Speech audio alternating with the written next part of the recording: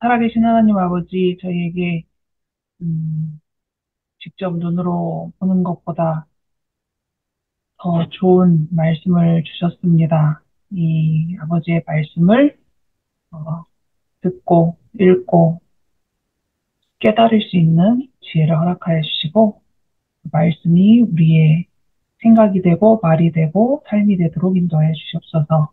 이 시간 함께하여 주시고, 또 지금 들어오기 위해서 발걸음을 옮기는 또 준비 중인 그들의 아, 발걸음을 또 행동을 잘 주관하여 주시옵소서. 예수님의 이름으로 기도합니다. 자, 오늘은 제목을 놀라운 일 이렇게 정해봤습니다. 두 가지 내용이었죠. 범위 안에는 백부장의 믿음을 볼 수 있는 내용과 죽은 청년을 살리시는 내용입니다. 세 번의 이제 죽은 사람을 살리는 내용이 나오는데 첫 번째 내용입니다. 오늘 내용의 첫 번째 장소는 가버나움이고, 백부장은 가버나움 사람이었어요. 그리고 두 번째 장소는 나인이죠. 나인 성의 과부의 아들. 네. 예수님 공생의 중간 부분을 지나가고 있고요. 음, 이 백부장은 뭐 이방인이다 이렇게 하는 사람도 있고, 유대인이었을지라도 로마 군대의 백부장이 됐으니까 이제 로마인이다라고 했을 수도 있다. 뭐 여러 가지 설은 있지만 여하튼 로마인 백부장인데, 뭐 믿음이 좋았을 뿐 아니라 그 전에 어, 사랑도 대단했죠. 그리고 나인성 과부의 하나밖에 없는 아들을 살려주신 내용입니다. 자, 성경을 읽어 오셨을 거라고 생각을 하는데요. 백부장은 예수님을 직접 만났을까요? 그래요? 만나지 않았어요. 예, 마태복음 8장에 나온 내용과 이제 누가복음에 나온 내용인데, 마태복음 8장 내용을 보면은 예수님과 백부장이 직접 대화하는 장면이 나옵니다. 그런데 누가복음 7장 내용을 보면은 이 백부장이 아니라 대리인들이 예수님과 만나 대화를 하는 장면으로 묘사가 돼 있어요. 그래서 백부장이 직접 만난 건가? 아니면은 중간에 다른 사람들이 말을 전해준 건가? 라는 생각이 들었습니다. 이미 확신을 하시는 분이 있어서. 네. 자, 먼저 백부장이 어떤 사람인지가 나타나는 이제 표현들, 구절들이 있어요. 마태복음 8장 6절에 보면은 가로되 주여 내 하인이 중풍병으로 집에 누워 몹시 괴로워하나이다 라는 말을 했는데요. 첫 번째는 주여라는 표현입니다. 이 사람의 직업이 백부장이에요. 그리고 시작할 때 말씀드린 것처럼 로마 사람입니다. 이 로마는 황제를 숭배하던 나라죠. 그래서 이 로마인들에게는, 특별히 또 군인들은 더했겠죠. 어, 주라고 부르는 대상은 황제밖에 없었어요. 그런데 이 로마 백부장이 예수님을 향해서 주라고 부른 겁니다. 어, 그 다음에 하인이라는 표현. 지금 예수님에게 이렇게 부탁을 하는데 자기 하인을 위해서 부탁을 하는 거죠. 이 하인은 다른 말로 하면은 종이고, 좀 더 정확하게 얘기하자면은 노예입니다.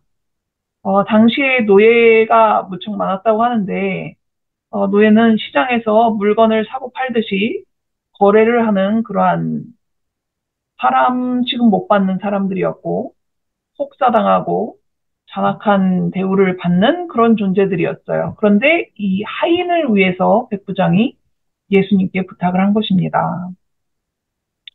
또 마태복음 8장 8절에 보면은 백부장이 하는 말이 주여 내 집에 들어오심을 나는 감당하지 못하겠사오니 이런 말을 하는데, 그냥 일반적으로 사회적인 어떤 지위나 형편을 봤을 때 예수님은 집도 없이 돌아다니셨고, 그렇다고 뭐 수입이 많은 것도 아니야, 학벌이 좋은 것도 아니야, 집안이 좋은 것도 아니야. 그죠? 다만 인기는 좀 있었죠. 인기는 좋았지만 없는 사람들한테 인기가 더 많으셨잖아요. 이런 예수님을 향해서 어, 예수님이 저희 집에 들어오시는 거 전 감당 못합니다. 라고 말한 것은 이 사람이 얼마나 예수님 앞에 겸손한 사람이었나, 겸비한 사람이었나를 표현해 주는 거라고 할 수 있고요. 다만 말씀으로만 하옵소서라는 표현은 이제 엄청난 믿음의 표현이라는 것을 알 수 있죠. 자, 예수님이 이 땅에서 놀라신 일들이 몇 가지가 있습니다. 그 중에 이제 오늘은 두 가지만 말씀을 드릴 건데요. 음, 자, 첫 번째 놀라신 일. 예수님이 놀라신 일이 뭐가 있을까요? 백부장의 믿음을. 아, 예, 오늘 내용 말고 또 뭐가 있을까요? 오늘 내용도 놀라신 일이고, 맞습니다.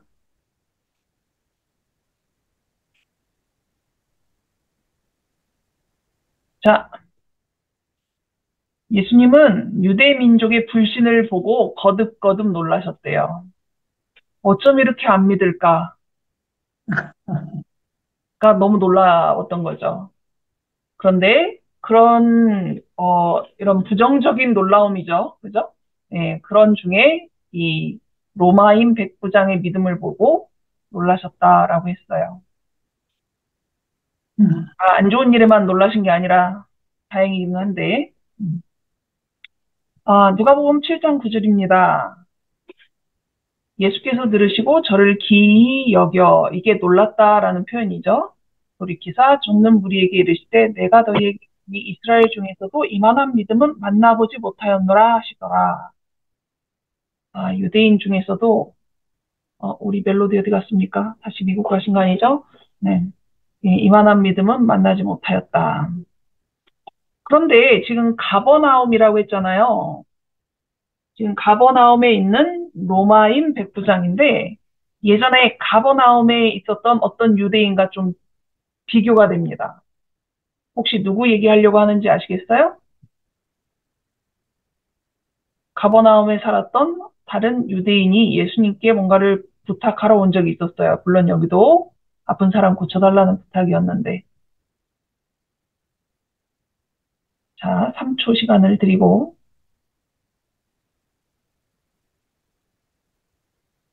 대답이 없기에 예.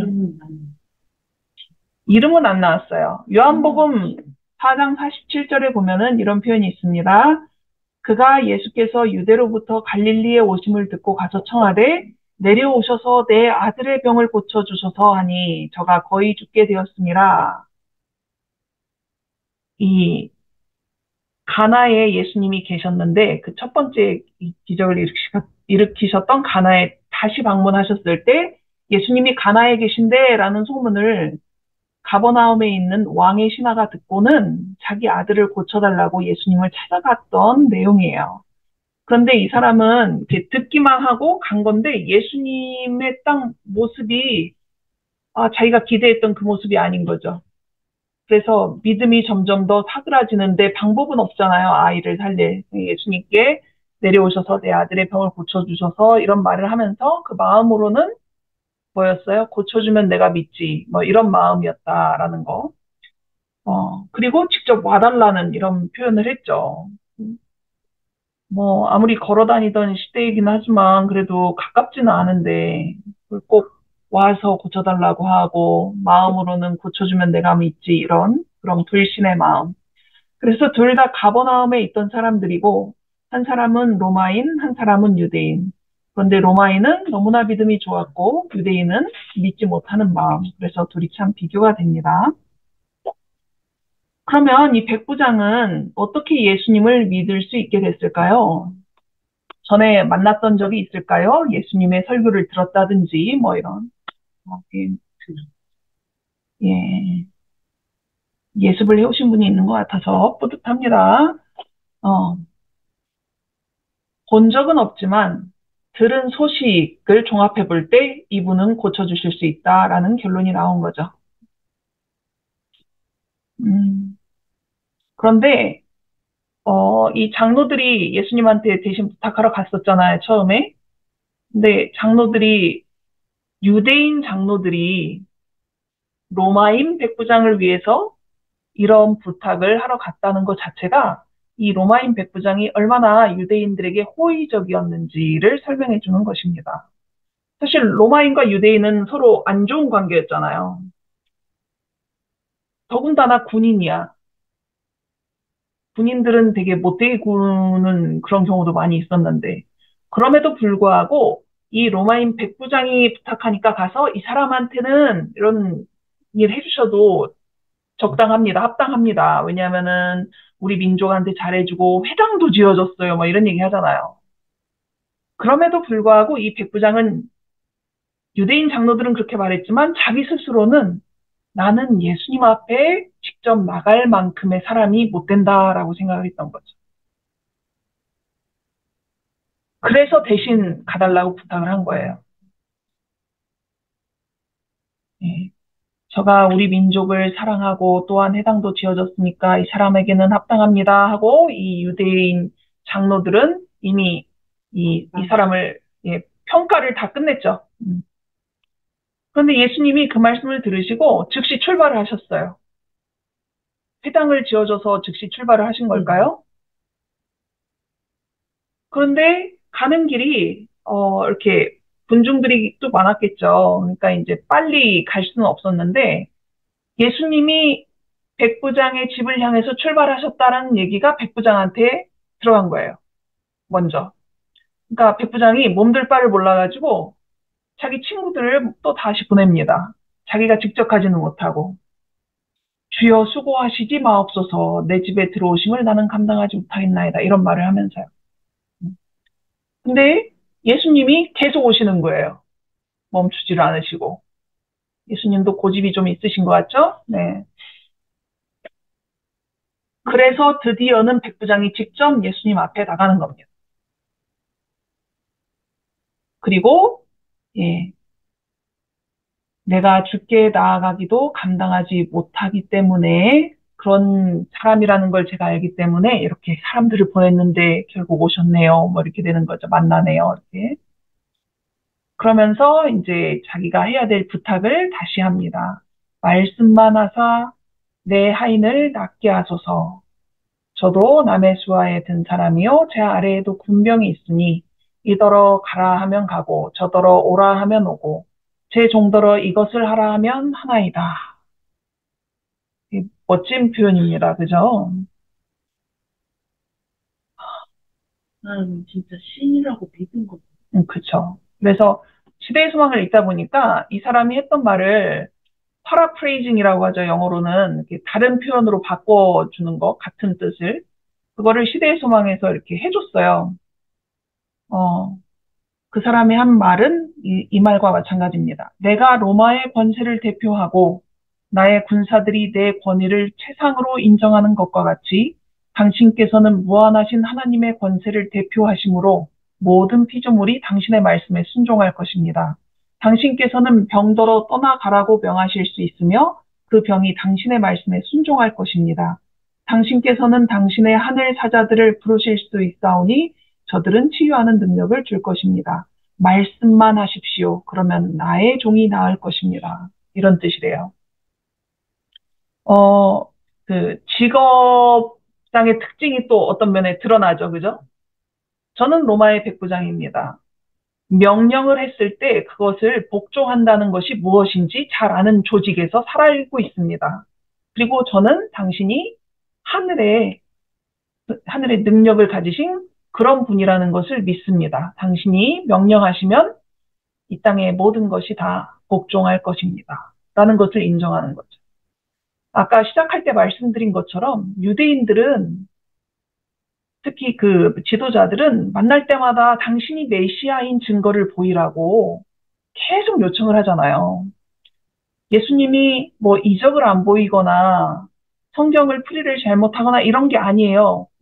정말 셀 수 없이 많은 어, 이적을 보이고 놀라운 말씀 해석을 했음에도 불구하고 자기들이 보고 싶었던 그 이적을 보이라고 표적을 보이라고 이렇게 요청을 하는 그런 불신을 나타냈는데 이 로마의 백부장은 말씀만 하시면 말씀하시는 그대로 이루어질 것을 믿습니다. 이 말은 다시 말해서 당신은 창조주이십니다. 라는 표현이잖아요. 엄청난 믿음인 거죠. 자, 그러면 이 사람은 도대체 어떤 자격이 있어서 예수님께 이런 요청을 할 수 있었던 걸까요? 착한 일을 많이 해서라고 하기에는 이 사람이 예수님께 보여준 겸비한 모습을 통해 봤을 때 자기가 그런 자격이 있다라고 생각하진 않았던 것 같아요. 자, 아래 거 볼게요.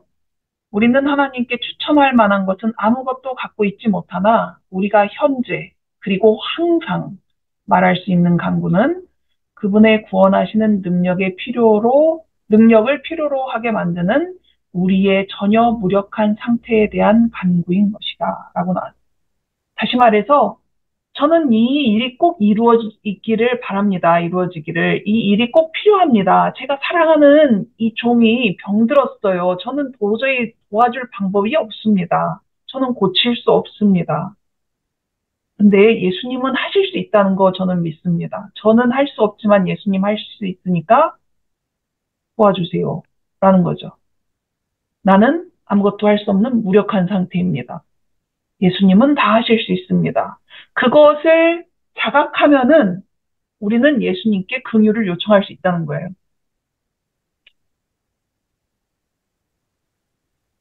그것이 현재 그리고 항상이래요. 과거에도 물론 그랬겠죠.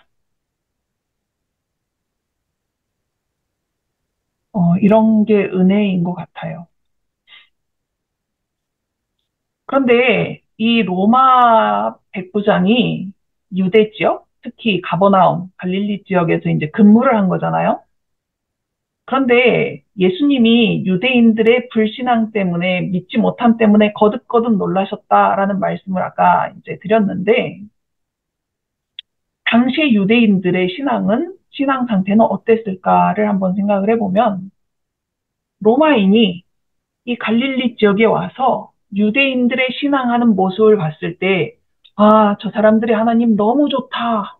이렇게 느낄 그런 분위기였을까요? 아니었다는 거예요. 그죠? 지도자부터 시작해서 그 다음에 그 율법에 막 얽매여가지고 전전긍긍하는 그런 모습들도 많이 봤을 거고. 더군다나 이 사람은 로마인이고 거기서 아까 말씀드렸듯이 황제를 숭배하는 그리고 다른 우상 숭배를 많이 하는 그런 교육을 받았고 특히 군대에서 그죠? 상부의 상관이 말하는 것은 무조건 복종해야 되는 그래서 자기들끼리 어떤 되게 꽉 갇혀진 어떤 그런 명령 체계 이런 데서 이제 살아온 사람이잖아요. 근데 이 사람이 유대 지역에 왔을 때 하나님을 발견하기 시작한 거예요. 유대인들 덕분이었을까요? 그렇다고 보기에는 좀 그렇죠. 예, 시대의 소망에는 세상에 와서 각 사람에게 비치는 빛이 그를 비추었을 때 그는 하나님의 아들의 영광을 식별했다라고 했어요. 어, 사실 가장 바람직한 것은 하나님의 플랜 A라고 해야 될까요? 하나님이 원래 유대 백성을 선택하시고 이스라엘이란 나라를 세우시고 그랬던 거는 그 사람들이 하나님을 잘 믿고 축복을 받고 그래서 주변 나라에서 아, 저들의 하나님이 진짜 참 신이구나. 그 하나님을 섬기면은 이렇게 축복받는 나라가 되는구나를 보여주는 거였잖아요. 그런데 그렇게 하지 못했죠. 실패를 거듭했죠. 예수님 당시에는 더 심각한 상태가 되었죠. 그러나 하나님은 하나님을 알 수 있는 기회를 그 빛을 각 사람한테 비춰주시는 분이었다는 거죠. 참 놀라운 말씀인 것 같아요. 각 사람한테 비추는. 그래야 억울한 사람이 안 생기잖아요. 그죠? 저는 하나님에 대해서, 예수님에 대해서 알 기회가 없어서 뭐 이렇게 말하면 안 되잖아요. 그러니까 각 사람에게, 물론 시대나 그 사람이 속한 환경에 따라서는 그 빛의 이름을 정확히 하나님, 예수님이라고 모를 수는 있지만 하나님께서는 각 사람에게 빛을 주신다는 거죠. 물론 이 로마인 백부장은 어, 그 유대 지역에 있으면서 꼭 그 사람들을 통해서가 아니라 다른 뭐 방법이나 또 예수님에 대해서 들려온 말씀을 통해서 더 어, 배운 것들이 있을 수는 있지만 우선은 예, 예수님께서 각 사람에게 빛을 비춰주셨다라는 것을 이제 말씀해 주시고 있습니다. 두 번째는 가버나움에서 나인성이라는 곳으로 이제 장소를 옮기신 거거든요. 가버나움에서 나인까지는 거리가 얼마나 될까요? 힌트를 드리자면 제가 광주에서 수원으로 교회를 가잖아요. 그 거리하고 비슷해요. 힌트를 줬지만 아무에게도 힌트가 안 됩니다. 네, 제 옆에 있는 콩한테도 힌트가 안 돼요. 이런 거는. 신경을 안 쓰거든요. 자, 시대의 소망은 이렇게 설명합니다. 가버나움에서 80리 이상 떨어진, 자, 80리. 몰라. 예, 이렇게 말해도 모르죠. 80리. 이거 우리나라 말인데 80리도 몰라. 자, 정다희님, 80리 얼만큼인지 알아요? 32kg? 우와, 정확합니다. 예. 근데 어려운 반석에 정다희 집사님 맞췄어요. 네. 우리 집에서 말을 못했어. 예, 어려운 80리는 예, 그 정도 거리예요. 오른쪽 냉동실. 예, 오른쪽 냉동실. 네.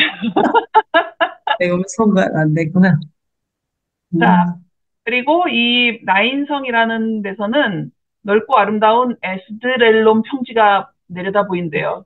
저런 이런 지명은 처음 본 것 같아요. 그래서 찾아봤더니 여기 파란색 이렇게 구역이 에스드렐론이라는 평지가 있는 곳이래요. 그래서 이 나인성은 이렇게 높은 지대에 있는 고산지대, 여기 녹색. 고산지대의 동네이고 거기서는 이제 밑에 평지가 쭉 내려다 보이는 거죠. 네. 자, 영어로 찾아봤더니 more than 20 miles라고 나왔는데 80리도 어색하고 20마일도 어색하고 예, 환산하면은 32.2km 이상이라고 봐야 됩니다. 여기 이상이라고 했으니까 more니까. 네. 그래도 모르. 네, 그래도 모르겠죠. 차 타고 가면 한 40분 잡아야 된다는 얘기예요. 이렇게 고속도로 아니고 일반 속도로. 근데 이제 여기를 가셨는데 가서 보니까 어떤 광경이 펼쳐지냐면 장례식을 보게 되는 거죠. 예수님하고 12명의 사도만 간 게 아니에요. 사람들이 막 졸졸졸졸 쫓아다녀요. 이게 뭐 이적도 많이 보고 산상수훈 이렇게 아름다운 설교도 듣고 예수님 너무너무 좋은 거예요. 그래서 막 따라다니는데 어, 이 나인 성에서 이렇게 나오는 한 무리를 봤는데 장례식 무리인 거죠. 뭐 어떤 형태였는지는 정확하게는 알 수는 없지만 저 어렸을 때 시골에서 장례식 하면은 그 상여 메고 가고 사람들 쫓아다니고 그 가족들이 따라가고 동네 사람들도 같이 가고 막 그러잖아요. 울면서 예, 그런 모습하고 비슷하지 않을까라는 생각을 하게 됩니다. 그런데 죽은 사람이 하필 젊은 청년이야. 그리고 엄마는 과부고 아들은 하나밖에 없어. 자, 여기 두 부류의 너무 다른 집단이 지금 있는 겁니다. 예수님을 쫓아다니는 사람들, 이 허다한 무리라고 했는데 이 사람들의 분위기는 어땠을까요? 삶을 쫓아가는. 예, 생명을 쫓아가는 뭐 그런 분위기, 생동감이 넘쳐요. 왜냐하면은 이 사람들은 그 제자들도 항상 그 마음 갖고 있었잖아요. 우리 예수님이 약속하신 그 메시아가 아닐까. 그러면은 좀만 지나면은 저 로마군을 무찌르고 이 우리나라를 해방시키고 뭐 이런 기대. 나은 사람. 예, 그다음에 뭐 예, 린의 말처럼 나음을 입어서 또 같이 오는 사람들도 있었을 것이고 뭐 이런 여러 가지 즐거움과 기대에 넘쳐 있던 한 무리 예수님죠. 그리고 그 나인성에서 나오는 사람들의 무리는 느린 걸음걸이, 슬픈 표정, 그 다음에 곡소리 나고, 뭐 이런 매장지로 가는 장례행렬. 근데 예수님이 과부를 보시고 불쌍하게 여기는 마음이 생겼죠. 근데 이 엄마는, 아들을 잃은 엄마는 누가 옆에 오는지 마는지 아무 신경도 쓸 겨를도 없이 그냥 얼마나 슬프게 울고 있었을까. 근데 예수님이 가셔서 울지 말라라는 말씀을 하시죠.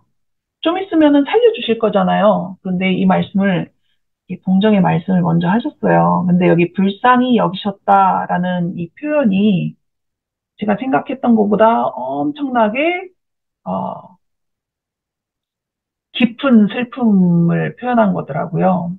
사실 저는 제가 엄청나게 사랑했던 사람들이 이렇게 잠드는 것을 아직 경험은 못했어요. 그래서 제가 이 슬픔을 안다라고 전혀 말할 수는 없지만 글로 표현된 거를 봐도 아, 이게 정말 깊은 슬픔이다라는 게 느껴지더라고요. 자, 헬라어로 스르랑크니조마이라는 되게 힘든 단어인데 창자까지 뒤틀려지는 그런 슬픔을 표현한 단어래요. 그러니까 예수님이 이 독자, 아들을 잃고, 그것도 젊은 아들을 잃고 슬퍼하는 이 여인을 봤을 때, 그 여인이 가졌을 법한 슬픔인 거잖아요. 창자까지 뒤틀리는 그 슬픔, 그거를 예수님이 다 느끼신 거죠.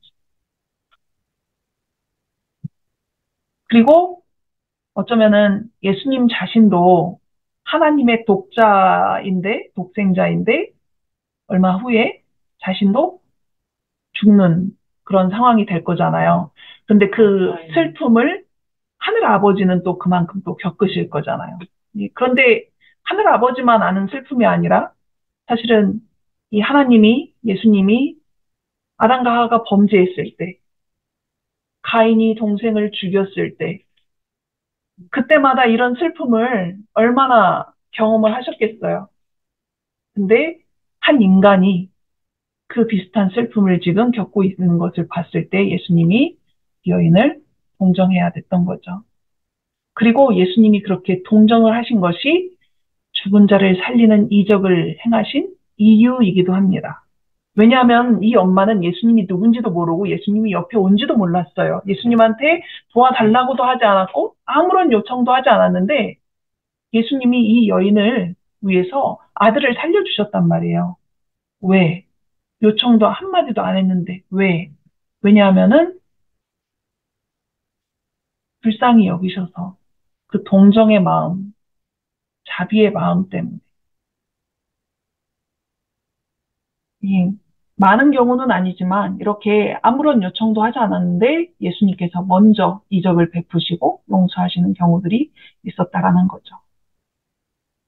그리고 예수님이 그 관에 손을 대시고 관이 이렇게 딱 멈추니까 말씀하시죠. 청년아, 내가 너에게 말하노니 일어나라. 이 청년이 분명히 아파서 죽었을 텐데 그 아픈 기색은 전혀 없는 완전한 건강한 모습으로 일어났겠죠. 그리고 울고 있는 엄마를 마주보고 예, 또 울었을 것 같아요. 예, 다른 종류의 울음이었겠지만 그 사람들이 그거를 지켜보고 있는 거잖아요. 주변에 있는 사람들이. 그 예수님을 따르던 사람들은 아마 이런 생각을 했을 거예요. 이적을 많이 행하는 걸 봤으니까 설마 죽은 사람도 살리실 수 있는 거야? 설마? 정말로? 뭐 이런. 그런데 정말 죽은 사람이 살아난 거예요. 모두가 갑자기 침묵이, 어떤 종류의 침묵이냐면은 두려움의 침묵. 지금 자기들이 이렇게 졸졸 따라오던 자기들 눈앞에 서 있는 그분은 자기들이 생각했던 그냥 한 위대한 사람이 아닌 거예요. 그걸 느끼는 거죠. 하나님이 임재하시는 사람입니다. 최소한. 어쩌면 하나님인 거죠.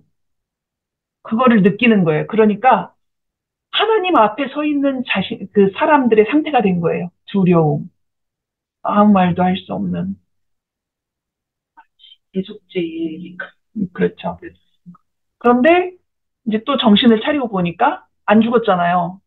그러면은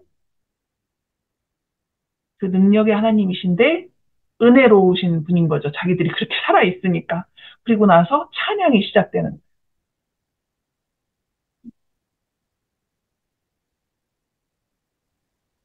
그런데 저는 이 표현이 좀 궁금했습니다. 하나님께 영광을 돌렸대요.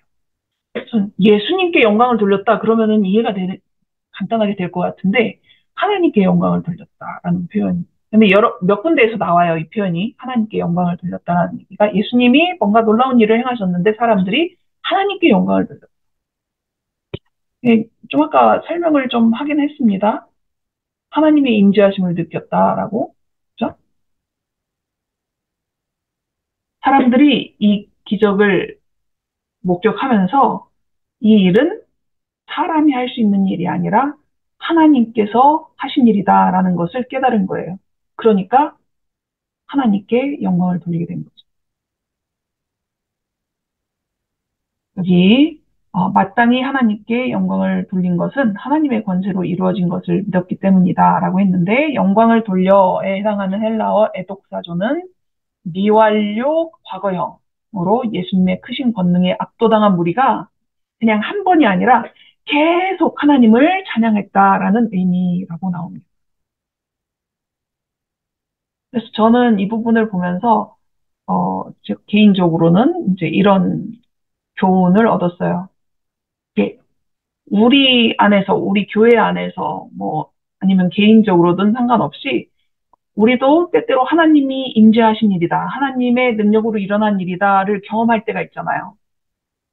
그러면은 우리는 그 일을 경험한 사람들을 칭찬합니다. 일을 진행한 사람이나 준비한 사람이나.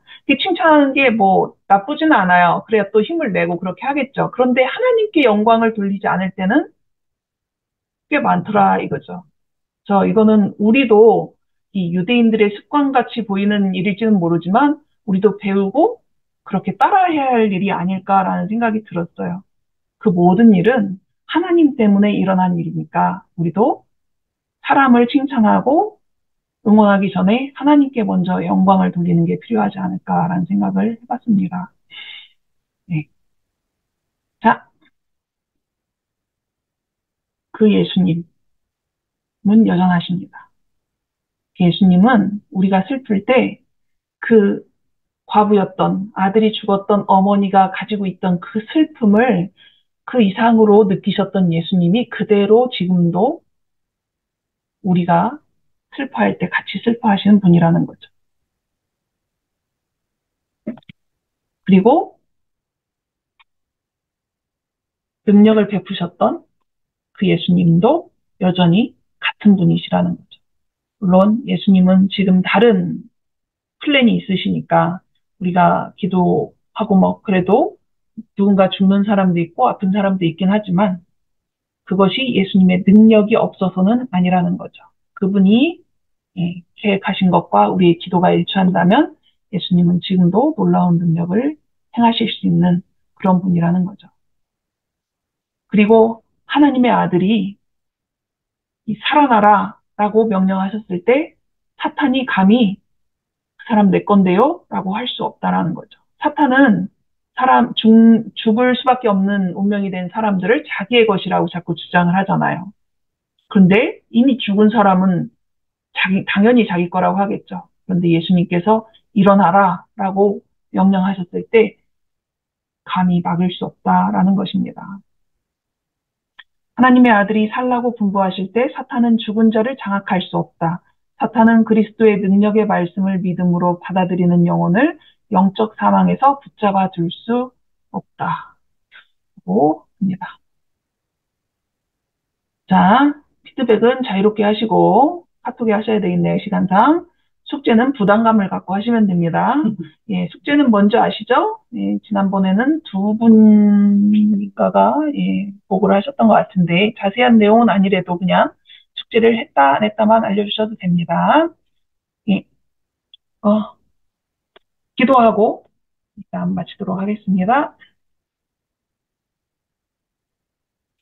지금도 여전하신 하나님 아버지, 여전히 우리를 사랑하시고 여전히 우리의 슬픔을 그대로 다 같이 슬퍼하시고 우리의 괴로움을 다 알아주시니 감사합니다.